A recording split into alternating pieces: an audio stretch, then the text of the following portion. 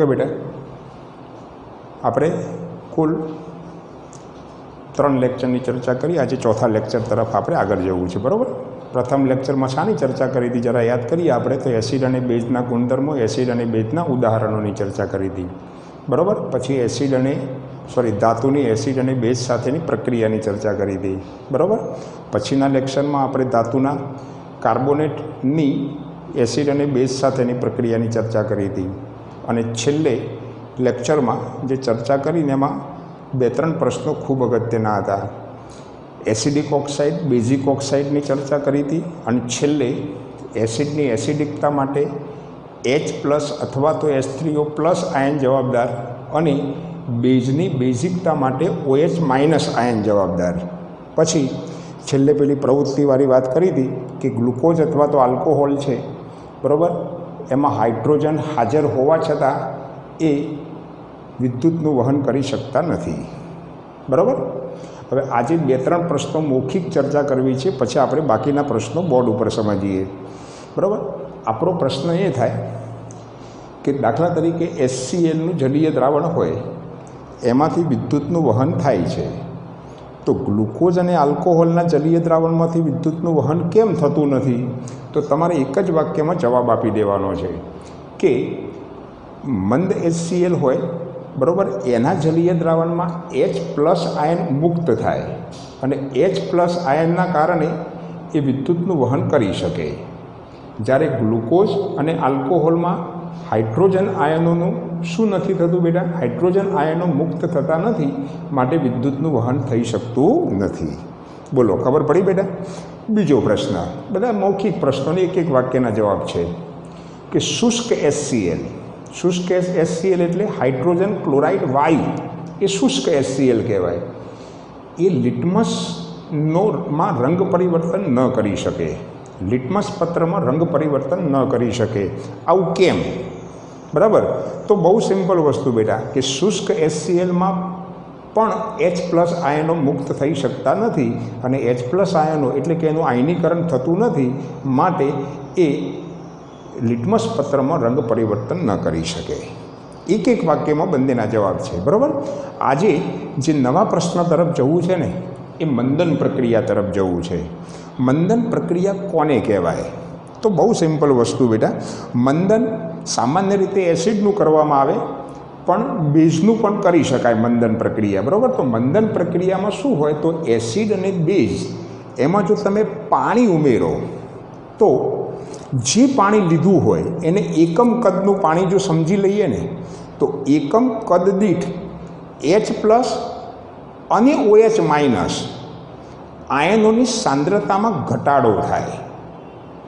કેમ H+ અને OH-? તો H+ એ એસિડની એસિડિકતા માટે જવાબદાર આયન હતો, OH- એ બેઝની બેઝિકતા માટે જવાબદાર આયનો હતો। એટલે કે એસિડ અને બેઝને પાણીમાં જો ઓગાળવામાં આવે તો એકમ કદ દીઠ H+ અને OH- આયનોની સાંદ્રતામાં ઘટાડો થાય।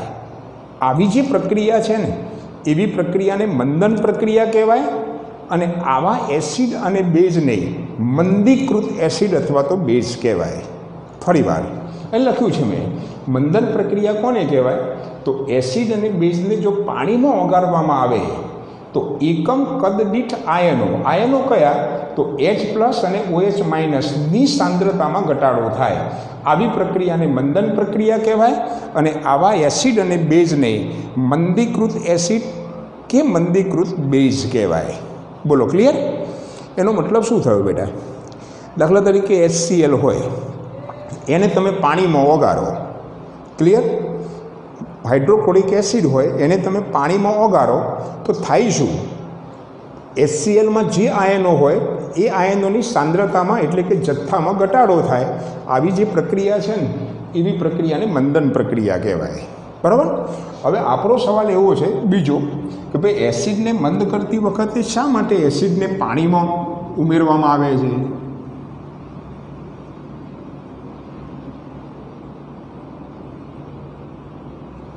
આવો પ્રશ્ન પૂછાય। એક વસ્તુ યાદ રાખો બેટા, પાણીને કદી એસિડમાં ના ઉમેરવામાં આવે। હું તમને સમજાવું કેમ આવું થાય।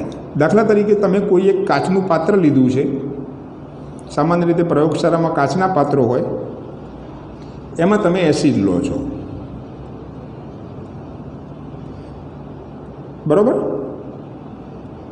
એમાં તમે પાણી ઉમેરો છો, તો થાય શું બેટા કે એસિડમાં પાણી ઉમેરવામાં આવે તો આવી જે પ્રક્રિયા છે ને એને ઉષ્મા ક્ષેપક પ્રક્રિયા કહેવામાં આવે. એટલે મોટા પ્રમાણમાં ઉષ્મા ઉર્જા ઉત્પન્ન થાય. એટલે જો તમે એસિડમાં પાણી ઉમેરશો ને તો ઘણી વખત એવું થાય કે વધુ પડતી ઉષ્માને કારણે પેલો એસિડ છે ને એ ઉછરીને પાત્રની બહાર આવી શકે, અને વધુ પડતી ઉષ્માના કારણે બીજું શું થાય તો પેલું કાચનું પાત્ર તૂટી પણ જાય. ક્લિયર? એટલે ખરેખર શું કરવામાં આવે તો પાત્રમાં પાણી લેવાનું,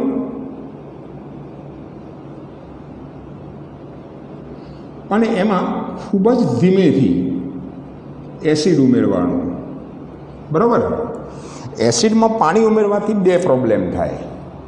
પેલી ઉષ્મા ઉર્જા ઉત્પન્ન થાય એને કારણે એસિડ છે ઉછરીને પાત્રની બહાર આવી શકે, અને વધુ પડતી ઉષ્માના કારણે કાચનું પાત્ર તૂટી પણ જઈ શકે.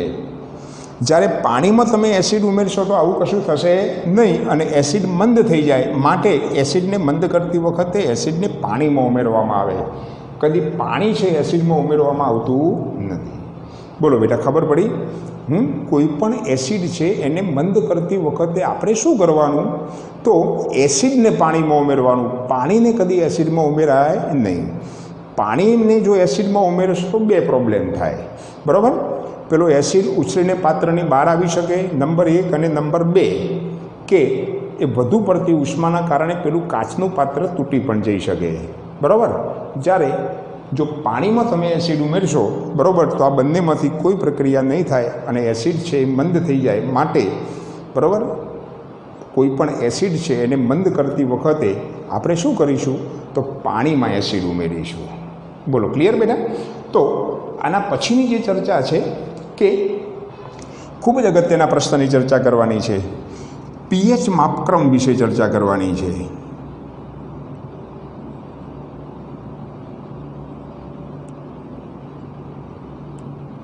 ખૂબ અગત્યનો માપક્રમ બેટા. પીએચ માપક્રમ કહેવાય કોને?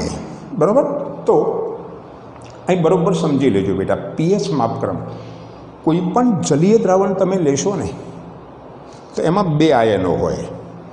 એક H+ આયન હોય અને OH- આયન હોય. ક્લિયર? જલીય દ્રાવણ કાં તો એસિડિક હોય. જો એસિડિક હોય તો H+ આયનો હશે એમાં, અને બેઝિક હશે તો OH- આયનો હશે. તો આ H+ અથવા OH- આયનોની સાંદ્રતા માપવાનો માપક્રમ એને પીએચ માપક્રમ કહેવાય.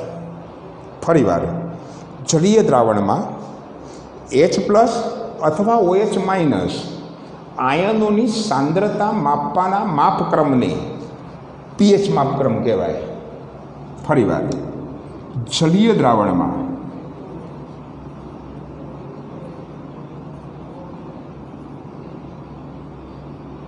H+ કે OH- આયનોની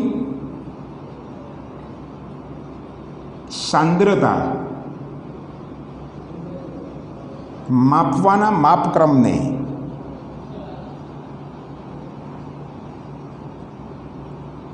પીએચ માપક્રમ કહેવાય. ફરી એકવાર, પીએચ માપક્રમ કોને કહેવાય તો જલીય દ્રાવણમાં H+ કે OH- આયનોની સાંદ્રતા માપવાનો માપક્રમ, જેને પીએચ માપક્રમ કહેવાય. બીજી વાત, પીએચમાં પી છે ને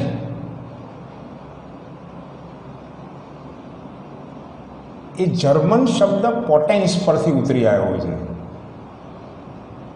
અને આ પોટેન્સ છે ને એનો અર્થ શક્તિ થાય. ફરીવાર, પીએચ છે એ પીએચમાં પી શું છે તો એ જર્મન શબ્દ પોટેન્સ પરથી ઉતરી આવ્યો છે, અને પોટેન્સનો અર્થ શક્તિ થાય. બીજું વાક્ય તમારે આ લખવાનું છે. કોના વિશે આપણે ચર્ચા કરીએ છીએ તો પીએચ માપક્રમ વિશે ટૂંક નોટ લખો. બીજી વાત, કોઈ પણ જલીય દ્રાવણની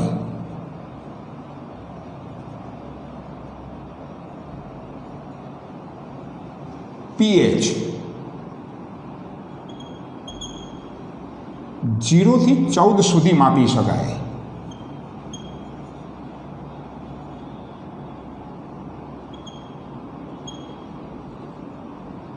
યાદ રાખજો બેટા, કોઈ પણ જલીય દ્રાવણની પીએચ તમે ક્યાંથી ક્યાં સુધી માપી શકો? તો 0 થી 14 સુધી. ઓછામાં ઓછી કોઈ પણ જલીય દ્રાવણની પીએચ 0 અને 0 અથવા તો 0ની નજીક હોય અને 14 અથવા 14ની નજીક નહીં હોય, એટલે કે 14 કરતાં ઓછી જ હોય. બરાબર. હવે આ જ આખું જે પીએચ છે ને બેટા, એને હું તમને આકૃતિ દ્વારા સમજાવી દઉં કે પીએચ તમે કઈ રીતે માપી શકો. આકૃતિ દોરવી હોય તો આપણે આવી આકૃતિ દોરવાની છે, અને આ આકૃતિ દોરવી ખૂબ જ જરૂરી છે. બરાબર. અહીં આપણે 0 લખીએ, આ બાજુ જઈએ એમ અહીં આપણે 14 લખીએ. બધા આંકડા લખવા નથી, અને વચ્ચે આપણે 7 લખીએ. બરાબર. એટલે કોઈ પણ જલીય દ્રાવણની પીએચ છે ને તમે 0 થી 14 સુધી માપી શકો. હવે જરા બરોબર ધ્યાન રાખજો. હવે ખૂબ અગત્યની વાત કે જો દ્રાવણ એસિડિક હોય,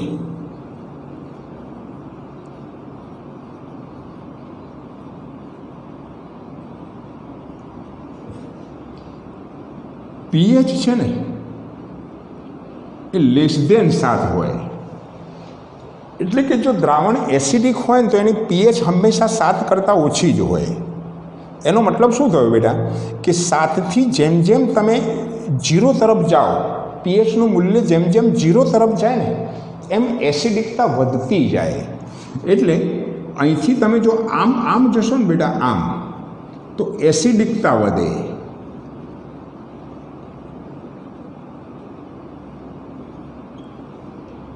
બીજી વાત, જો દ્રાવણ બેઝિક હોય તો પીએચનું મૂલ્ય હંમેશા <7 હોય. એનો મતલબ શું થયો બેટા કે 7 કરતાં વધે જો પીએચ આમ જાય તો બેઝિકતા વધે.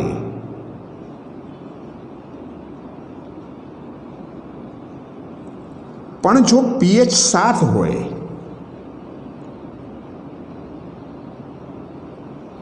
તો એ દ્રાવણ છે ને બેટા એ તટસ્થ દ્રાવણ હોય.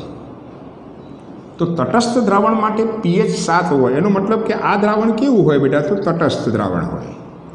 આટલી વસ્તુ બરોબર તમારે યાદ રાખવી પડશે બેટા કે જો પીએચ 7 કરતાં ઓછી હોય ને તો એવું જે દ્રાવણ છે ને બેટા એને એસિડિક દ્રાવણ કહેવાય.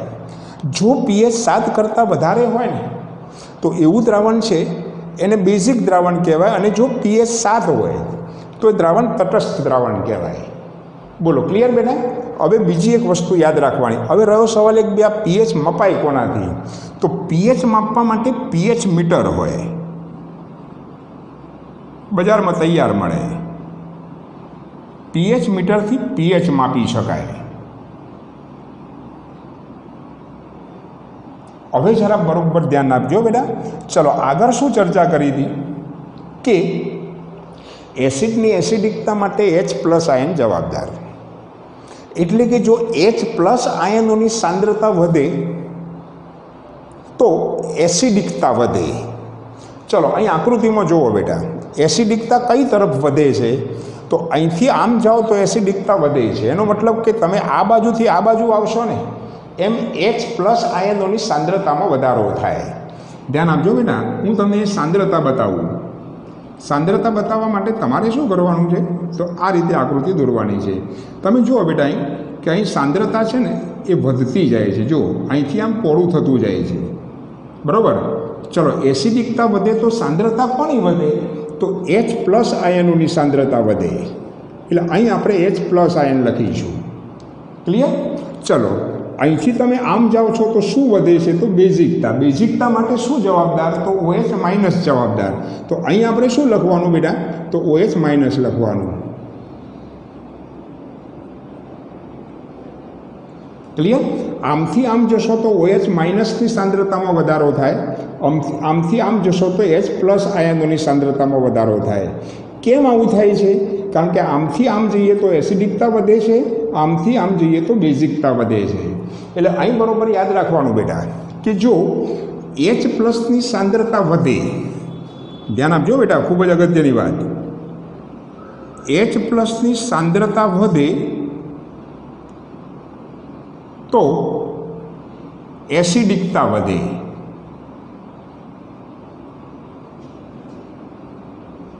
જો બેટા, એચ પ્લસની સાંદ્રતા વધે તો એસિડિકતા વધે છે. ચલો, તો પીએચનું મૂલ્ય શું થાય છે જુઓ તો, ઘટતું જાય છે ને, એટલે પીએચનું મૂલ્ય ઘટે. કોના કરતાં ઘટે? તો 7 કરતાં ઘટે. ખ્યાલ આવ્યો? વધે અને પીએચ ઘટે. જો અહીં પીએચ ઘટતી જાય છે, જુઓ બેટા, 7 પછી 6 5 4 3 2 એક રીતે થયા કરે. પણ જો ઓએચ માઇનસની સાંદ્રતા વધે, જુઓ બેટા, ઓએચ માઇનસની સાંદ્રતા વધે તો શું વધે? તો બેઝિકતા વધે. ચલો, બેઝિકતા વધવાની સાથે પીએચ પણ શું થાય છે જુઓ તો, 7 પછી 8 9 10 11 12 એમ, તો પીએચ વધે. પીએચ શું થાય બેટા? વધે. બસ આટલી 1 2 3 4 5 અને 6 આટલી વસ્તુની, આ પાંચમું તો બહુ સિમ્પલ છે બેટા, બરાબર. ચોથું તો પીએચ મીટરથી પીએચ માપી શકાય, એ તો તમારે યાદ રાખવાનું છે. બાકી આ 3 અને આ 2 5 આખી પીએચની ટૂંક નોંધમાં જો કોઈ યાદ રાખવા જેવી વસ્તુ હોય ને તો આ 5 વસ્તુ છે. ફરીવાર, એસિડિક દ્રાવણ હોય તો પીએચ 7 કરતાં ઓછી હોય. બેઝિક દ્રાવણ હોય તો પીએચ 7 કરતાં વધારે હોય. તટસ્થ દ્રાવણ હોય તો પીએચ 7 હોય. બરાબર. ફરીવાર, એસિડિક દ્રાવણ હોય તો પીએચ 7 કરતાં ઓછી હોય. બેઝિક દ્રાવણ હોય તો પીએચ 7 કરતાં વધારે હોય.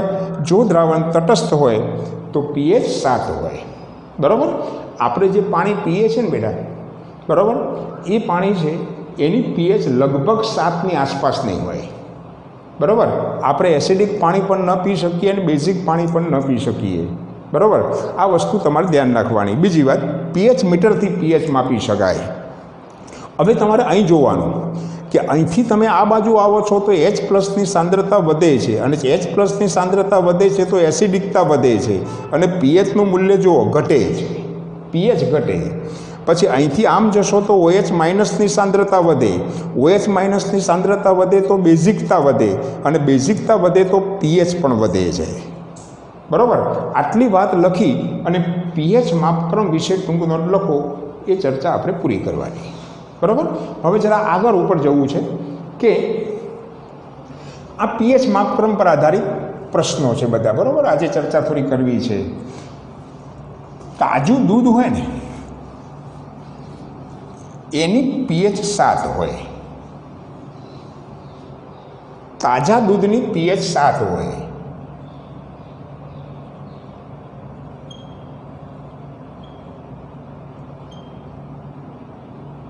સોરી, 6 હોય. તાજા દૂધની પીએચ 6 હોય. પછી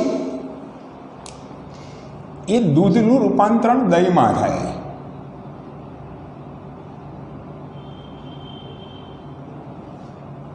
તો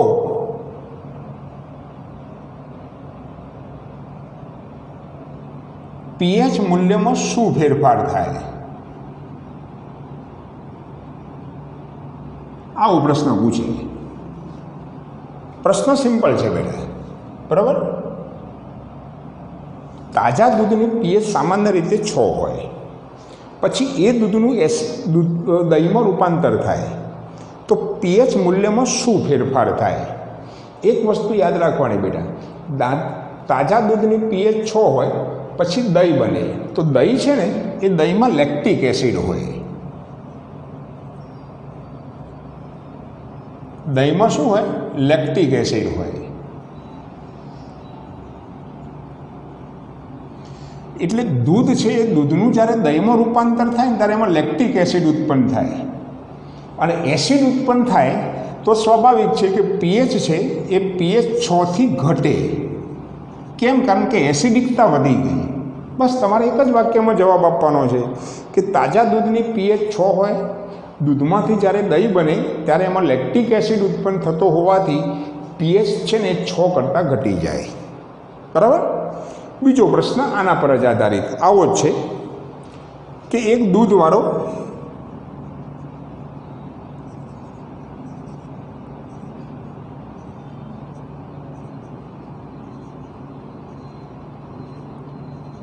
તાજા દૂધમાં બેકિંગ સોડા ઉમેરે છે,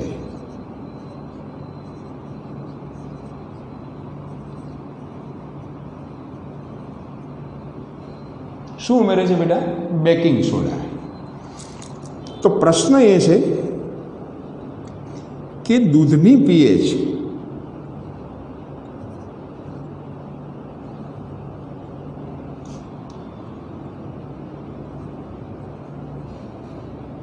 બેઝિક તરફ કેમ આવે? બીજી વાત, બીજો પ્રશ્ન આમાં આમ જ,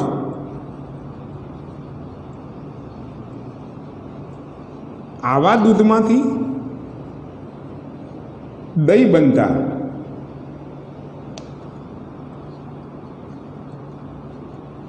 કેમ વધુ સમય લાગે?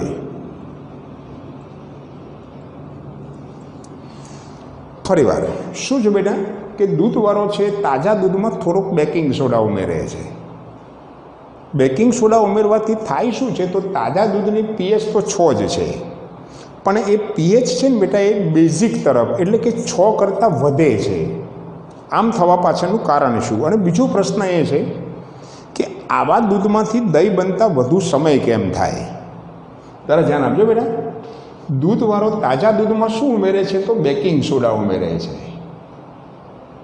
આ બેકિંગ સોડા છે ને એ પોતે બેઝિક ગુણધર્મ ધરાવે. યાદ રાખો બેટા, આ બેકિંગ સોડા છે ને એ કેવો ગુણધર્મ ધરાવે?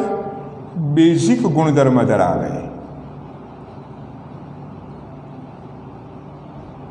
હવે શું થયું બેટા કે દૂધમાં એને અલ્પ માત્રામાં જ બેઝિક સોડા તો ઉમેર્યો, બેકિંગ સોડા તો ઉમેર્યો છે, પણ બેકિંગ સોડા પોતે બેઝિક ગુણધર્મ ધરાવે છે. એટલે સમગ્ર દૂધ કેવો ગુણધર્મ ધરાવતું થઈ જાય? તો બેઝિક ગુણધર્મ ધરાવતું થઈ જાય.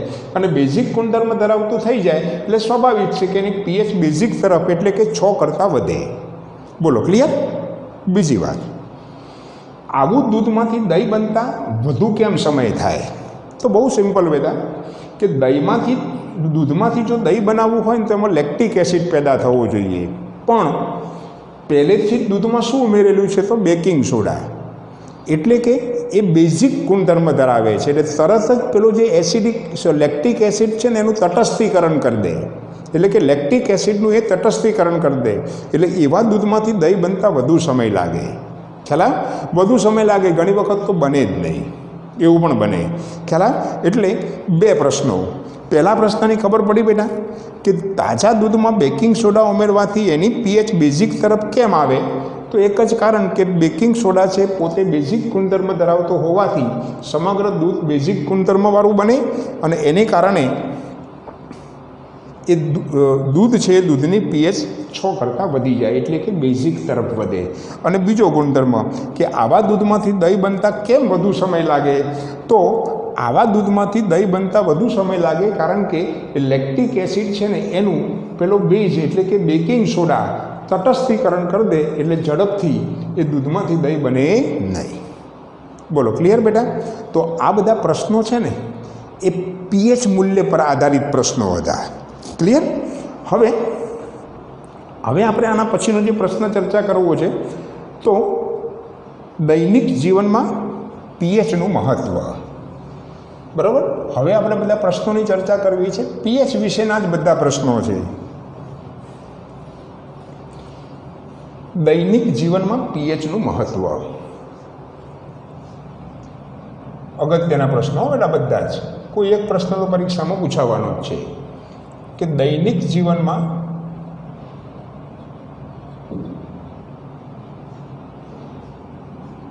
પીએચનું મહત્ત્વ. કેટલી જગ્યાએ દૈનિક જીવનમાં પીએચનું મહત્ત્વ થાય એ પહેલું આપણે સમજી લઈએ. સૌથી પહેલાં તો સજીવોના અસ્તિત્વમાં. શું બેટા? સજીવોના અસ્તિત્વમાં.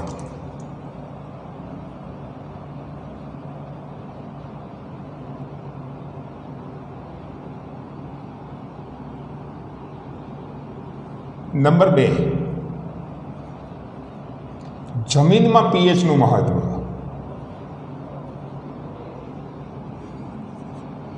ત્રીજું, ખોરાકના પાચનમાં પીએચનું મહત્ત્વ. ચોથું,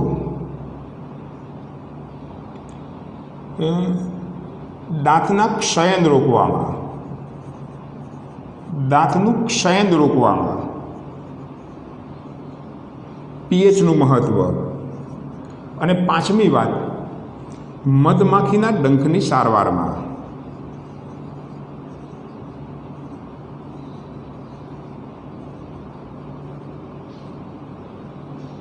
પ્રશ્ન પૂછે કે ભાઈ પીએચનું રોજિંદા જીવનમાં સજીવોના અસ્તિત્વમાં પીએચનું મહત્ત્વ શું? આવો જો પ્રશ્ન પૂછે ને તો બહુ સિમ્પલ પ્રશ્ન, આપણે 5 મુદ્દા યાદ રાખવાના છે. સૌથી પહેલાં તો સજીવોના અસ્તિત્વમાં, પછી નંબર 2 જમીનમાં, ખોરાકના પાચનમાં, દાંતનું ક્ષયન રોકવામાં અને મધમાખીના ડંખની સારવારમાં. બોલો ફરી એકવાર, દૈનિક જીવનમાં પીએચનું મહત્ત્વ શું? તો પહેલું સજીવોના અસ્તિત્વમાં, નંબર 2 જમીનમાં, ખોરાકના પાચનમાં, દાંતનું ક્ષયન રોકવામાં અને મધમાખીના ડંખની સારવારમાં. સૌથી પહેલાં જે ચર્ચા કરવી છે એ સજીવોના અસ્તિત્વમાં. યાદ રાખજો બેટા, સજીવોના અસ્તિત્વમાં.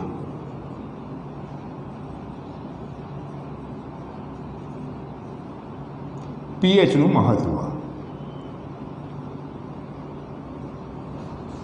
યાદ રાખજો બેટા, બહુ અગત્યની વસ્તુ. સજીવ શરીર છે ને, એ શરીરમાં જે દેહધાર્મિક ક્રિયાઓ ચાલે ને,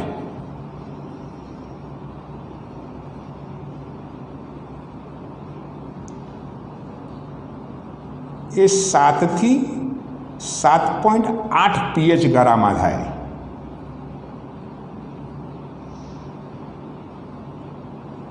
યાદ રાખજો બેટા,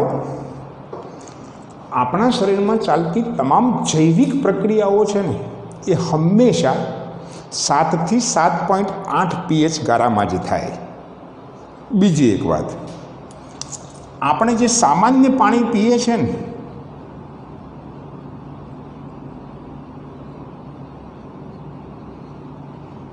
ની પીએચ લગભગ 7 હોય, લગભગ. જ્યારે વરસાદી પાણી છે ને, એ વરસાદી પાણીની પીએચ લગભગ 5.6 હોય. બરાબર? બહુ સિમ્પલ વસ્તુ છે બેટા. વરસાદી પાણી છે ને એની પીએચ લગભગ 5.6 હોય, એટલે કે એસિડિક ગુણધર્મ ધરાવે. આગળ પણ ચર્ચા કરી હતી બેટા કે નિસ્સંદિત પાણી વિદ્યુતનું વહન કરતું નથી, પણ વરસાદી પાણી વિદ્યુતનું વહન કરી શકે છે. કેમ? કારણ કે વરસાદી પાણીની પીએચ 5.6 હોય, એનો મતલબ કે એસિડિક હોય. બરાબર? હવે આ એસિડ વર્ષાવાળું પાણી છે ને, એ કોઈ જળાશયમાં પ્રવેશે તો થાય શું બેટા કે એ જળાશય છે, એ જળાશયની પીએચ 5.6 કરતાં ઘટી જાય. કેમ? કારણ કે એમાં એસિડ વર્ષાવાળું પાણી ઉમેરાયું. ક્લિયર? તો 5.6 જેટલી એ જળાશયની પીએચ થઈ જાય. આવા સંજોગોમાં થાય શું? તો એ જે જલીય સજીવો છે ને, એ જલીય સજીવોના અસ્તિત્વ પર જોખમ ઊભું થાય. જે કંઈ જલીય સજીવો હોય એમાં વનસ્પતિઓ પણ હોય, માછલી પણ હોય, બરાબર, અને અન્ય કેટલાક જલીય સજીવો પણ હોય. એ બધાના અસ્તિત્વ પર જોખમ ઊભું થાય. ક્લિયર? તો સજીવોના અસ્તિત્વમાં પીએચનું મહત્ત્વ લખો તો શું લખવાનું છે? યાદ રહ્યું બેટા કે શરીરમાં દેહધાર્મિક ક્રિયાઓ સામાન્ય રીતે 7 થી 7.8 પીએચ ગારામાં થાય. આપણે જે સામાન્ય પાણી પીએ છીએ એની પીએચ 7 હોય, વરસાદી પાણીની પીએચ 5.6 હોય. બોલો ક્લિયર?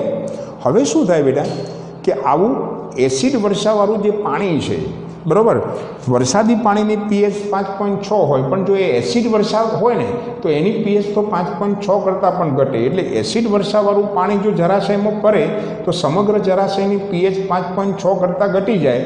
આવા સંજોગોમાં જે જલીય સજીવો છે ને, એ જલીય સજીવોના અસ્તિત્વ પર જોખમ આવે. બરાબર? એટલે સામાન્ય રીતે સજીવોના અસ્તિત્વમાં જે પીએચનું મહત્ત્વ શું છે, તો આટલા મુદ્દા યાદ રાખવાના છે. બરાબર? હવે જરા એક છેલ્લા મુદ્દાની ચર્ચા કરી લઈએ. બાકીના મુદ્દાઓની ચર્ચા આપણે આવતીકાલે કરીશું. જમીનમાં પીએચનું મહત્ત્વ ધ્યાન આપજો બેટા. જમીનમાં પીએચનું મહત્વ.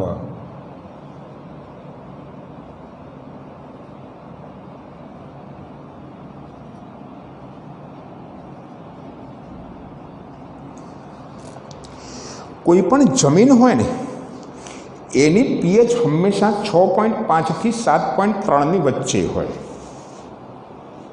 બરાબર. જમીનની પીએચ 6.5 થી 7.3ની વચ્ચે હોય ને એવી જમીનમાં છોડનો વૃદ્ધિ અને વિકાસ સારો થાય. બરાબર. હવે અહીંયા બરોબર યાદ રાખો, જમીનની પીએચ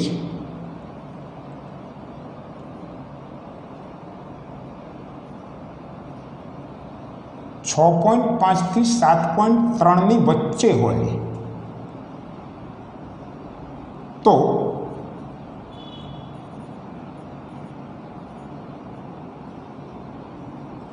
છોડનો વૃદ્ધિ વિકાસ સારો થાય.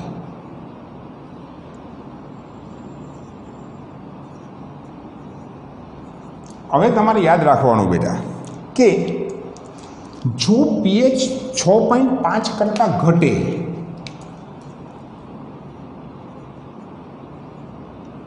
જો પીએચ લેસ દેન 6.5 થાય તો પ્રોબ્લેમ શું થાય બેટા કે એવી જમીન એસિડિક બને. જમીન એસિડિક બને.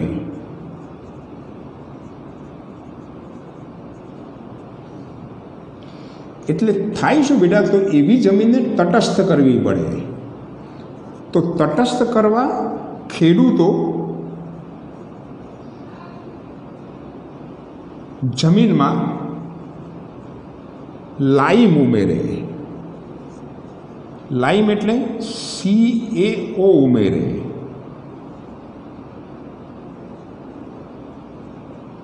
લાઈમ ઉમેરો એટલે જમીનની પીએચ 6.5 સુધી પહોંચી જાય. બરાબર. અને